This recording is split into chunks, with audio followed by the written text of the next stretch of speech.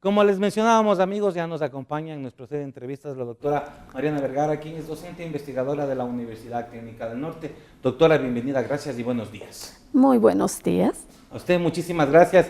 Un tema que ha llamado bastante la atención acerca de la metodología MIA. ¿Qué significa esto? MIA significa Mindfulness into Action. Mindfulness es estar totalmente atento, presente, antes de ir a la acción. ¿Se puede anticipar las acciones, doctora? Lo que pasa es que estamos reaccionando. Todo el tiempo estás, corre para allá, corre para acá, esto, que lo otro. Y al estar actuando así, hay problemas en tu vida y no lo ves, porque estás reaccionando la vida.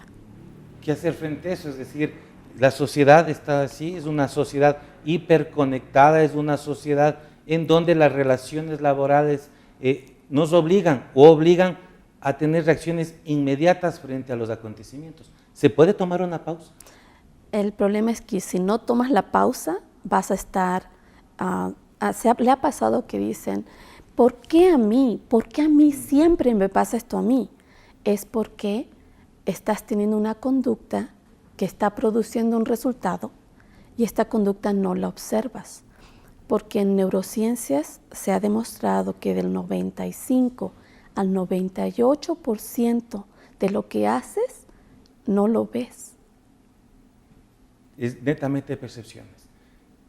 Cuando estaba leyendo algo de información acerca de este método, de esta metodología, yo obviamente le pregunté antes de iniciar esta entrevista que cuál es la diferencia o la similitud con lo que conocemos acá, que se ha socializado más el tema con la programación neurolingüística, porque sí es importante que saber las diferenciaciones, porque yo este método MIA, le soy muy honesto, no lo he conocido, entonces tuve que acudir a algunas fuentes primarias para obtener información.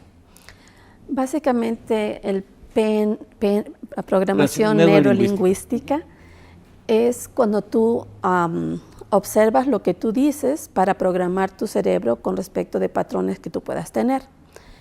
Pero lo que está sucediendo es más complejo, no es solamente lo que tú puedas decir en este plano. La metodología tiene dos componentes. Yo saqué mi doctorado en Columbia University, en Nueva York, ¿ya? Y utilizo prácticas organizacionales probadas porque las corporaciones han gastado millones de dólares para llegar a estas prácticas, ¿ya? Y eso fue mi doctorado. Pero al mismo tiempo, mientras estudiaba mi doctorado en Nueva York, me venía a la Amazonía del Ecuador y estaba estudiando con un chamán. Así, justamente en la información que publican es que se hizo estos experimentos, obviamente simultáneamente, Estados Unidos, Ecuador y un país, Suecia, Noruega.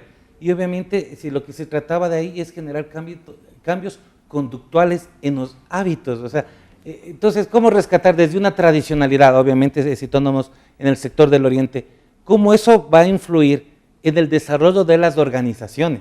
Entonces yo le digo, ¿cómo fusionar el tema de la aplicación de esta metodología con el cambio organizacional, por ejemplo? De hecho, está fusionado en el sentido de que la metodología lo logró. Y, por ejemplo, cuando estás hablando de organizaciones, estás hablando de personas. Entonces, si la persona está bien, la organización va a estar bien. Claro, por eso debo preguntarle, ¿no? Por eso se aplica mucho en el campo de la organización privada. Sí. ¿En el campo de lo público es posible? Lo que pasa es lo siguiente, estas prácticas organizacionales, como le digo, son muy expensive, muy caras, ¿sí? Entonces, cuando yo aprendí esto en la universidad, yo decía, pero todos tienen derecho a esta información. Y me decían, no, ellos no están listos. Yo le decía, ¿por qué tú dices que no están listos? Me dicen, no, es que ellos no están listos para esta información. Le decía, no, la única diferencia entre tú y el indígena que está en el Amazonas es que tú hablas inglés y tienes $78,000 para pagar esta universidad. No hay otra diferencia. Dije, así que no es así. Así que después de graduarme, me pidieron que fuera profesora, me pidieron en Columbia que fuera profesora y tengo una clase allá de investigación aplicando esta metodología, y al hacerla estamos haciendo análisis cualitativo y cuantitativo, ¿ok? Y tuvimos una conferencia, y en la conferencia muestran los estudiantes semana a semana los cambios que existen en la percepción y en la conducta cuando está sucediendo. ¿Y en cuánto tiempo más o menos se comienzan a percibir esos cambios? ¿Son etapas? Esto fue cuando, porque esto también, imagínate, hablar de esto, lo hice en Ecuador, lo hice en Estados Unidos, en Columbia University, y lo hice en Noruega, en la Universidad de Ciencia y Tecnología de Noruega. Y la metodología, como es un experimento, ¿no? Porque es una investigación, utilizas la misma estructura, ya como que fuera así. Imagínate en un laboratorio, estás allí poniéndole tanta pizca de esto, y tiene que ser súper riguroso, ¿no? Entonces lo hice así con los 3 grupos en 3 diferentes continentes, o sea, Ecuador, Nueva York y Noruega. Y los 3 grupos evolucionaron de la misma forma y no importó el idioma, la edad, el género, la cultura, el lugar. Un marco de referencia. Nada. Cosa que cuando me tocó defender mi disertación, en Estados Unidos es muy común que digan, no, es que si son latinos hay que tratarlos de esta forma, y si son negros hay que tratarlos de esta forma, y si son blancos o chinos son de esta forma. O sea, es bien asentado. Los arquetipos ya están preconcebidos. Ya están hechos. Y yo venir a estar diciendo, no, que esto sucede y que todos evolucionamos de la misma forma, fue bien fuerte poder demostrarlo, ¿no? Pero fue posible porque hice una cosa en investigación que se llama triangulación. Entonces sucede en 3 lugares diferentes, con 3 grupos diferentes, y podemos comparar y sale lo mismo. Entonces eso fue muy fuerte para poder defender lo que estaba yo diciendo. Encima de eso, que soy latina y soy mujer. Entonces habían otras varios cosas. Componentes que abonan a este tema.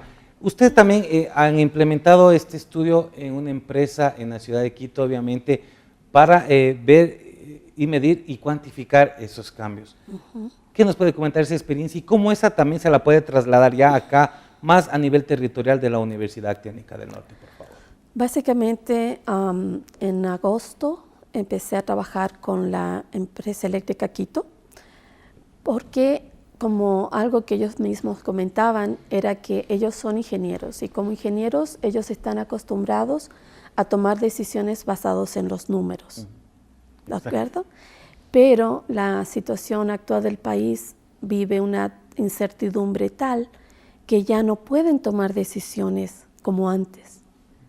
Entonces están haciendo lo que pueden, pero tienen esa situación. Entonces, cuando yo les ofrecía, lo que yo les ofrecía era esto. Estamos haciendo la metodología y estamos analizando semana a semana un problema determinado. Si llegamos, suponte que a la 4ª semana todavía existe el problema, por lo menos ahora, como es una investigación científica, tenemos el data, la información para poder mirar por qué todavía no se resuelve. Si es que no se resuelve, en el peor de los casos, le decía así, ¿no? Así que al final lo hicimos y ellos estaban sorprendidos primero de sus cambios como personas. Entonces, por ejemplo, había ingenieros y el problema mayor, y eso es muchas corporaciones, es que cuando habla el jefe, todos los demás dicen sí, sí, sí, sí. ¿Por qué? Porque tienen miedo. Tipo de liderazgo que aplican también. Exacto. Pero aún si él fuera buena persona, los otros todavía tienen ese miedo, sea lo que sea. La cuestión es que hacía esto el gerente general y después sucedía de que no fue una buena decisión. Entonces, cuando llegaba otra vez a la mesa, decían, pero ¿por qué no me dices? O sea, ¿por qué no hablas? Sí, sí, pero es que pasa esto, lo otro. Entonces, el punto aquí era de que lograr que las personas tengan un desarrollo humano tal que sean capaces de hablar en estas reuniones importantes, porque si no le dice, jefe, no haga eso porque esto va a salirle mal, va a salir mal.